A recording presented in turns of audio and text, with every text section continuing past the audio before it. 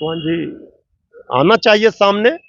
अब इस तरह से आंख मिचौली और असमंजस की स्थिति को खत्म करना चाहिए, नहीं तो बिहार की जनता आदरणीय श्री चिराग पासवान जी को भी माफ नहीं करेगी। और इस सरकार निकम्मी है, नकारा है, खटारा है, ये तेजस्वी जी लगातार बोल रहे हैं। बिहार में भ्रष्टाचारियों अपराधियों की बहार है और डबल इंजन की नीति से सरकार है।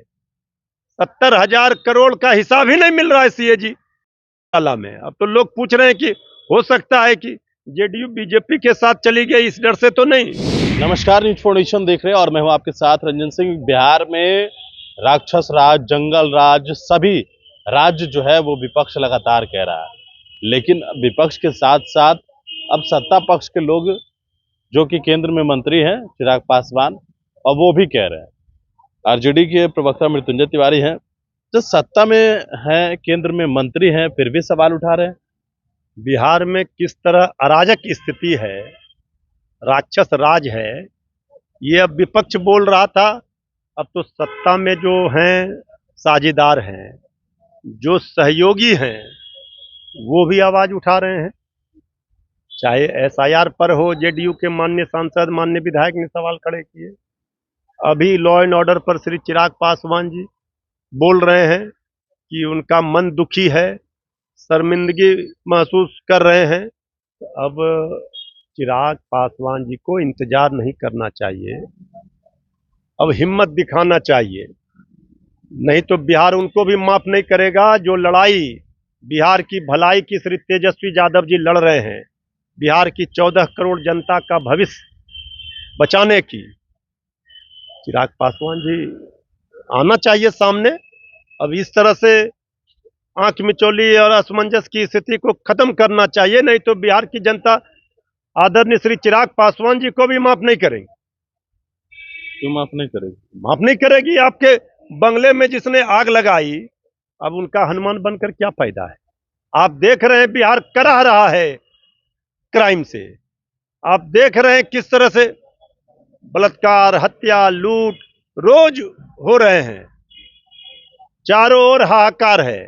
निकम्मी कह रहे हैं प्रशासन को, वही कह रहे हैं कि और इस सरकार निकम्मी है, नकारा है, खटारा है, ये तेजस्वी जी लगातार बोल रहे हैं।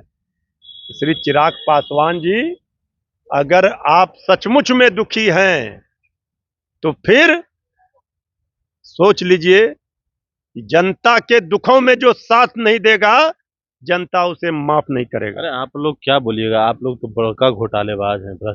यहाँ 70,000 करोड़ लूट लिया, सीएजी का घोटाला, महा घोटाला, कौन किस दुनिया में आप हैं। ये बिहार में भ्रष्टाचारियों अपराधियों की बहार है और डबल इंजन की नीति से सरकार है। 70,000 करोड़ का हिसाब ही नहीं मिल रहा है सीएजी घोटाला में। अब तो लोग पूछ रहे हैं कि हो सकता है कि जेडीयू बीजेपी के साथ चली गई, इस डर से तो नहीं। क्या इस डर से? भाई जो लोग, जिन जिन लोगों पर घोटाले का आरोप लगा, चाहे अजित पवार हो, हेमंत शर्मा जी हो, सब लोग चले गए तो वहां पर सब खत्म हो गया, नहीं तो फिर सबके ऊपर रोज जांच एजेंसियां तलवार लटकी हुई थी। तो आप क्या कह रहे हैं कि भाजपा में जाने से पाप धुल जाता है? हम तो कह रहे हैं कि 70,000 करोड़ का हिसाब नहीं मिल रहा, ये सीएजी का रिपोर्ट कह रहा है। आखिर 70,000 करोड़ किसने लूटी, का हिसाब तो बताना होगा सरकार में बैठे लोगों को, यही तो कह रहे हैं। लेकिन आप लोगों के ऊपर है ना कि चारा घोटाला, अरे हम लोगों के ऊपर तो पूरा दुनिया का जितना सत्ता में बैठे लोगों के पास है, सब चीज विपक्ष के ऊपर कह रहे हैं।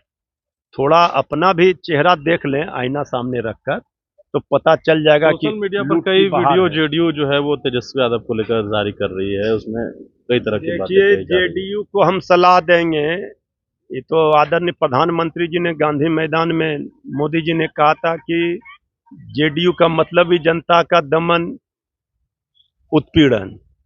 तो इतना दमन उत्पीड़न तो कर ही दिया 20 वर्षों से। अब अपनी पार्टी बचा लें, कुर्सी बचा लें, यही बहुत है। तेजस्वी जी बिहार की 14 करोड़ जनता का भविष्य हैं और बिहार की जनता का आशीर्वाद उनके ऊपर है। वो वीडियो जारी करते रहेंगे।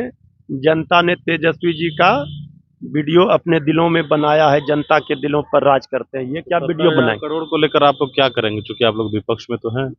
पक्ष में है, 70,000 करोड़ का गबन हुआ है, घोटाला हुआ है आदरणीय प्रधानमंत्री जी, और केंद्र से लेकर बिहार तक की सरकार बताए, सरकार में बैठे लोग।